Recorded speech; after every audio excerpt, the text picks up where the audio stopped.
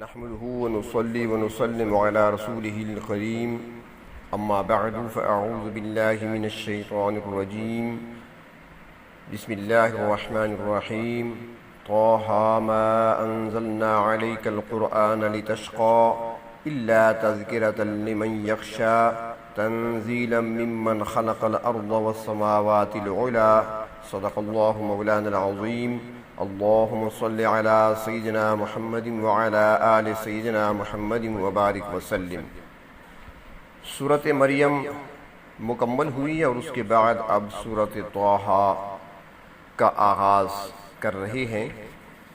سورۃ طٰہٰ مکی سورت ہے، ہجرت سے قبل مکی زندگی میں نازل ہوئی۔ اس میں 135 آیات ہیں اور 8 رکوع ہیں۔ مصحف کی ترتیب میں اس کا نمبر 20 ہے، 20ویں نمبر پہ یہ سورت پڑی ہے، اور نازل ہونے میں اس کا نمبر 45 ہے۔ اس سے قبل جو سورت ہے سورۃ مریم، وہ نازل ہونے میں 44ویں نمبر پہ تھی، یعنی سورۃ مریم سے پہلے 43 سورتیں نازل ہو چکی تھیں۔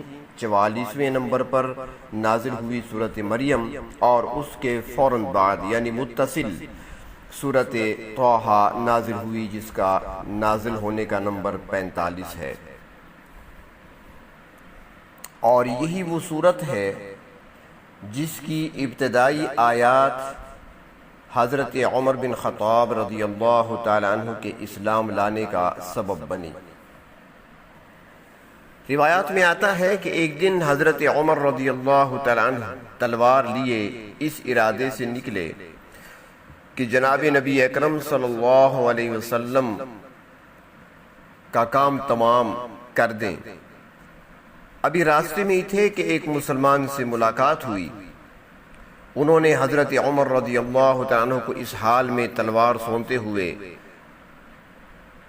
اور غصے کی حالت میں جاتے ہوئے دیکھا تو پوچھا، عمر کہاں کا ارادہ ہے؟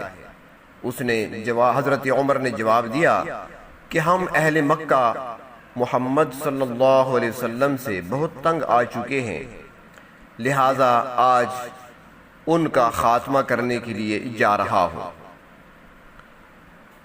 اب وہ چہرہ زمین پر نہیں رہے گا جس کو دیکھ کر لوگ کلمہ پڑھ لیا کرتے ہیں، اور وہ زبان ہمیشہ کے لیے خاموش کر دوں گا کہ جس سے کلام سن کر لوگ اس کے گرویدہ بن جاتے ہیں۔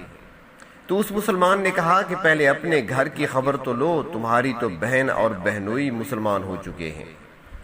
یہ سن کر حضرت عمر رضی اللہ تعالیٰ عنہ مزید غصے میں آ گئے اور فوراً اپنے بہنوئی حضرت سعید بن زید رضی اللہ تعالیٰ عنہ کے گھر کا رخ کیا۔ اتفاق کی بات ہے کہ اس وقت ایک غریب صحابی حضرت خباب رضی اللہ تعالیٰ عنہ حضرت عمر رضی اللہ تعالیٰ عنہ کی بہن اور بہنوئی کو سورۃ طٰہٰ پڑھا رہے تھے۔ جب حضرت عمر رضی اللہ تعالیٰ عنہ مکان کے قریب پہنچے تو تلاوت کی دھیمی سی آواز سنی، اور وہ سنتے ہی انہوں نے دروازے پر دستک دی، اور دستک کا انداز کچھ ایسا تھا کہ اہل خانہ سمجھ گئے کہ یہ دروازے پر دستک دینے والا کوئی عام بندہ نہیں بلکہ خطاب کا بیٹا ہی ہو سکتا ہے۔ چنانچہ ان پر دہشت طاری ہو گئی کہ اب ہماری خیر نہیں۔ تو انہوں نے قرآن کریم کے اوراق جو لکھا ہوا تھا، پتوں پہ ہوگا یا چمڑے پہ ہوگا، کاغذ تو ایجاد نہیں ہوا تھا، تو انہوں نے فوراً وہ اوراق چھپا دیے، اور حضرت خباب جو کہ استاد تھے، پڑھانے والے تھے، وہ بھی گھر کے کسی کونے میں چھپ کر بیٹھ گئے، کیونکہ وہ حضرت عمر کے جلال اور ان کے رعب اور دبدبے سے واقف تھے۔ فاروق اعظم کے لیے دروازہ کھولا گیا، گھر میں داخل ہو کر پوچھا کہ تم لوگ کیا پڑھ رہے تھے؟ بہن نے ٹالنے کی کوشش کی تو حضرت عمر نے مارنا شروع کر دیا، اور بہن بہنوئی دونوں کی خوب پٹائی کی۔ وہ کسی شاعر نے نقشہ کھینچا ہے نا کہ بہن بہنوئی کو آخر عمر نے اس قدر مارا کہ خون کی نکل کر بہنے لگی دھاراں۔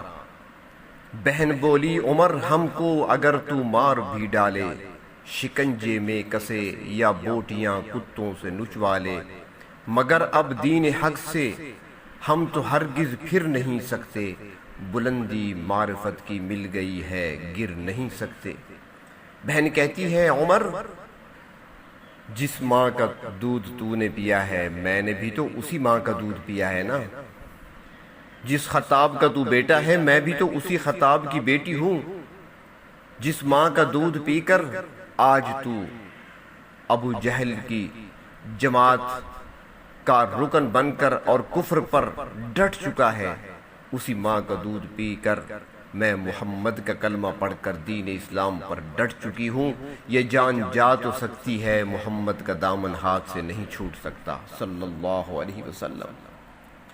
حضرت عمر رضی اللہ تعالیٰ نے جب دیکھا کہ وہ بہن جو کبھی میرے سامنے اونچی آواز میں بولی نہیں تھی، جس نے کبھی مجھ سے کوئی سخت جملہ نہیں کہا تھا، آج وہ کون سی چیز ہے، وہ کون سی قوت ہے، وہ کون سی طاقت ہے اسلام کے اندر، قرآن کے اندر، جو بہن کے اندر آ گئی اور آج وہ میری آنکھوں میں آنکھیں ڈال کر مجھ سے بات کر رہی ہے۔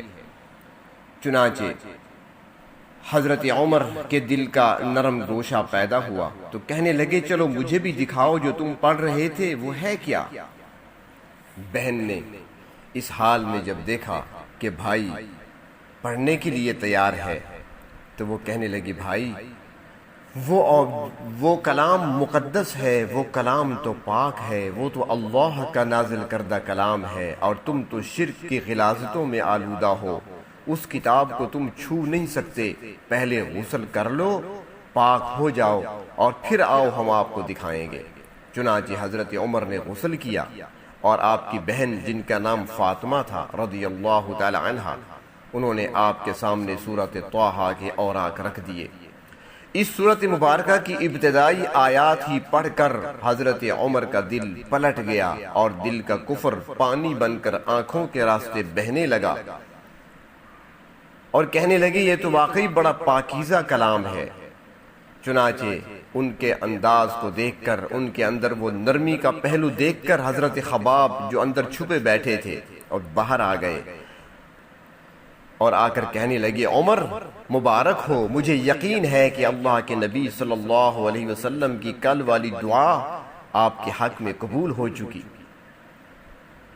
وہ کہنے لگے میں نے کل حضور اکرم صلی اللہ علیہ وسلم کی زبان مبارک سے یہ دعا سنی تھی،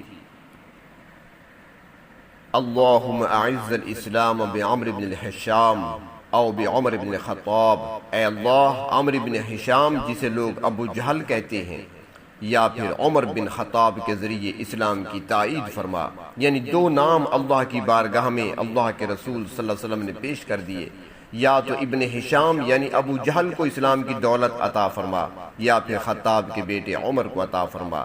علماء فرماتے ہیں کہ دو نام پیش کیے لیکن فرق یہ تھا کہ عمر بن حشام یعنی ابو جہل قوم کا سردار تھا، وڈیرا تھا، اس کے پاس مال تھا، دولت تھی، عزت تھی، وقار تھا، اور دوسری طرف حضرت عمر خطاب کے بیٹے تھے، ان کے پاس غیرت تھی۔ تو اللہ رب العزت کا فیصلہ مال و دولت کے حق میں نہیں آیا بلکہ غیرت کے حق میں ہوا۔ چنانچہ یہ سن کر حضرت عمر نے کہا مجھے حضور کی خدمت میں لے چلو، چنانچہ آپ کو وہاں لے جایا گیا۔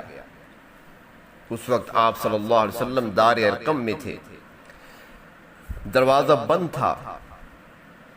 چنانچہ جب دروازے پہ پہنچے تو حضرت حمزہ رضی اللہ تعالی عنہ جو شیر خدا ہے انہوں نے تلوار سونت لی اور کہنے لگے عمر آیا ہے، نہ معلوم کس ارادے سے آیا ہے۔ اللہ کے محبوب نے فرمایا لگتا ہے میری دعا بن کے آیا ہے، دروازہ کھول دیجئے۔ چنانچہ دروازہ کھولا گیا، فاروق اعظم آئے، اللہ کے محبوب کے سامنے بیٹھے، آپ نے گریبان سے پکڑ کے فرمایا عمر یہاں کیسے آئے؟ بزبان شاعر وہ کہتا ہے کہ سودا کے لیے بازار گئے ہم، ہاتھ اس کے بکے جس کے خریدار گئے ہم۔ روانہ تو کسی اور ارادے اور نیت سے ہوا تھا مگر اب ارادے بدل چکے ہیں۔ پوچھا گیا اب ارادے کیا ہے تو عرض کیا اب زندگی بھر آپ کے قدموں میں عمر گزارنے کا فیصلہ کر چکا ہوں۔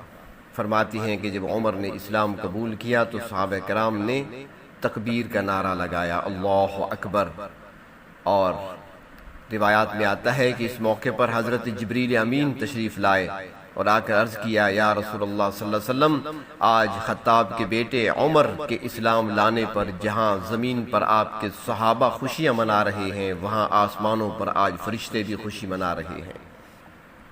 تو فرماتے ہیں کہ حضرت عمر رضی اللہ تعالی عنہ کی اسلام قبول کرنے کا ذریعہ اسی سورۃ طٰہٰ کی ابتدائی آیات ہی بنی۔ حضرت عبداللہ بن مسعود رضی اللہ عنہ فرماتے ہیں کہ سورۃ کہف، سورۃ مریم، سورۃ طٰہٰ اور سورۃ انبیاء میری قدیم کمائی ہیں اور میرا عمدہ مال ہے۔ اس سورت کا موضوع بھی توحید و رسالت اور آخرت ہے، اور دلیل نبوت کے طور پر قرآن کریم کا تذکرہ بھی آیا ہے۔ سب سے پہلے قرآن حکیم کے نازل کرنے کا مقصد بیان کیا گیا ہے اور بتایا گیا ہے کہ قرآن پاک کس ہستی کا نازل کیا ہوا ہے، اور پھر حضرت موسیٰ علیہ السلام کے واقعات تفصیل سے بیان کیے گئے ہیں، اور حضرت موسیٰ علیہ السلام کے واقعہ کے شروع ہی میں توحید و رسالت اور آخرت کا بیان ہے اور نماز کی تاکید کی گئی ہے۔ پھر تفصیل سے واقعات کا تذکرہ شروع ہوا ہے۔ ان واقعات سے جو حضرت موسیٰ علیہ السلام کے بیان ہوئے ہیں اس صورت میں، اس میں سے چند ایک سبق بھی حاصل ہوتے ہیں۔ پہلا سبق تو یہ حاصل ہوتا ہے کہ ہر وہ جماعت اور ہر وہ ملت جو حق پر کاربند رہی، ابتدا میں انہیں شدائد سے اور مشکلات سے دوچار ہونا پڑا۔ بنی اسرائیل کے ابتدائی حالات میں اس کی مثالیں موجود ہیں، مگر یہ احوال دیر تک باقی نہیں رہتے، نجات کا وقت بہرحال آتا ہے اور حیرت انگیز طریقہ پر نجات ملتی ہے۔ جیسے بنی اسرائیل کے لیے سمندر میں خشک راستے نکال دیے گئے، اسی طرح مسلمانوں کے لیے بھی راستہ ضرور نکلے گا۔ وہ موجودہ پریشانیوں سے جی نہ اٹھا لیں، پریشان نہ ہو جائیں۔ اس وقت حالات بڑے پرآشوب تھے۔ مکہ والوں کی تکلیفوں، ایذاؤں سے بچنے کے لیے مسلمان 5 نبوی میں حبشہ کی طرف ہجرت کر چکے تھے، اور جو باقی مسلمان تھے وہ ظلم کی چکی میں پس رہے تھے۔ تو یہاں پر بتایا گیا اس صورت میں کہ وہ حالات سے گھبرائیں نہیں، ان کی نجات کا وقت بھی آ رہا ہے۔ دوسرا سبق ان واقعات سے یہ حاصل ہوتا ہے کہ ایمان کا بیج جب دل میں جگہ پکڑ لیتا ہے تو آنن فانن تناور درخت بن جاتا ہے اور فوراً ہی برگ و بار نمودار ہو جاتے ہیں۔ جادوگروں کے واقعے کو بیان کرتے ہوئے مثال دی گئی کہ جب انہوں نے ایمان قبول کر لیا تو پھر وہ کسی ترغیب اور تخویف یعنی ڈرانے سے، کسی کے روب ڈالنے سے متاثر نہ ہوئے، ایمان اور اس کے تقاضوں پر جمے رہے۔ اسلام کی تاریخ بھی اس سلسلہ کے واقعات سے بھری پڑی ہے۔ حضرت حمزہ رضی اللہ تعالیٰ عنہ کے ابتدائی حالات حضرت عمر رضی اللہ تعالیٰ عنہ سے صرف 3 دن پہلے مسلمان ہوئے ہیں حضرت حمزہ، اور حضرت عمر رضی اللہ تعالیٰ عنہ کی ابتدائی حالات کا مطالعہ کریں تو اس کی روشن مثالیں مل جاتی ہیں۔ تیسرا سبق ان واقعات سے یہ ملتا ہے کہ مسلمانوں کی صفوں میں ہمیشہ منافق رہتے ہیں۔ معاشرہ کبھی اس ناسور سے پاک نہیں ہو سکتا۔ سامری کا واقعہ اس کی مثال کے طور پہ بیان کیا گیا ہے کہ اس نے منافقانہ ایمان قبول کیا تھا، اور جب وقت آیا تو اس نے اپنا چولا بدل دیا اور بچھڑا بنا کر اس کا مجاور بن بیٹھا، اور خود بھی ڈوبا اور ساتھ ایک خلقت کو بھی لے ڈوبا۔ تو مسلمانوں کو ہمیشہ آستین کے ان سانپوں سے ہوشیار رہنا چاہیے۔ اس کے علاوہ اس صورت میں متعدد دوسرے ضمنی فوائد بھی بیان ہوئے ہیں، اور پھر آخرت اور اس کے احوال کو بیان کیا گیا ہے۔ رسالت محمدی صلی اللہ علیہ وسلم کی سب سے بڑی دلیل قرآن حکیم کا تذکرہ کیا گیا ہے، اور غیر مسلموں کے لیے قرآن پاک کے مطالعے کا طریقہ بیان کیا ہے، اور ان کو ایک انتباہ بھی دیا ہے، یعنی انہیں تنبیہ بھی کی گئی ہے، اور اس کی تفصیل حضرت آدم علیہ السلام کے واقعہ سے کی ہے۔ اور آخر میں مسلمانوں کو بھی یہ بتایا گیا ہے کہ ابھی کفار کی باتوں پر صبر کریں، اور پھر صبر کا حوصلہ پیدا کرنے کی مثبت اور منفی تدبیریں بھی بیان کی گئی ہیں، اور ساتھ ہی نماز کی تاکید بھی کی گئی ہے، اور پھر منکرین رسالت کے ایک مطالبہ کا جواب دے کر سورۃ طٰہٰ کو مکمل کیا گیا ہے۔ اللہ تبارک و تعالی ہمیں قرآن حکیم کو سمجھنے اور اس پر عمل کرنے کی توفیق عطا فرمائے۔ یہ سورۃ طٰہٰ کا تعارف تھا مختصر جو عرض کر دیا۔ باقاعدہ سورۃ طٰہٰ کل سے انشاءاللہ شروع کی جائے گی۔ وآخر دعوانا ان الحمد للہ رب العالمین۔